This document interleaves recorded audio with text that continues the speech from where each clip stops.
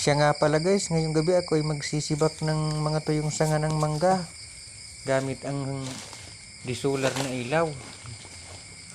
Dahil bukas ay maraming gagawin tulad ng mag-i-spray ako sa kuhol sa palaya ng aking angkol.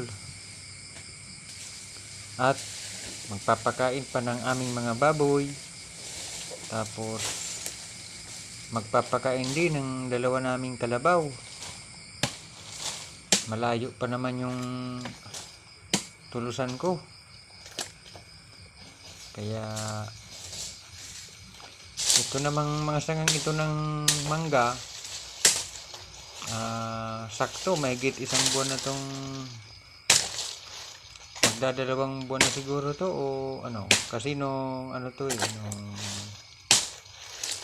pagkatapos ng bagyong Christine ay pinagpuputol ko kasi may kasunod na bagyo, baka mabuwal ang puno, kaya pinagpuputol ko yung ibang sanga nitong aming manggang natural. Dahil sa marami ito at panay ang ulan, halos araw-araw umuulan ngayon guys.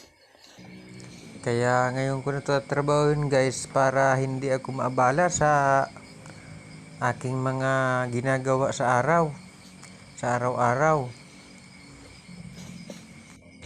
At sa dami nito guys, siguradong matagal to bago maubos. Baka abutin to ng isang buwan.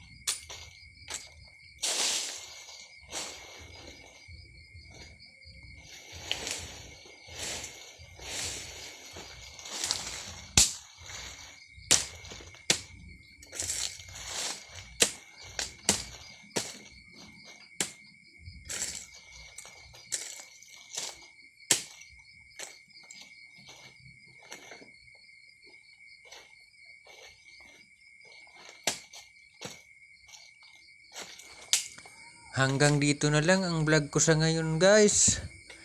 Merry Christmas!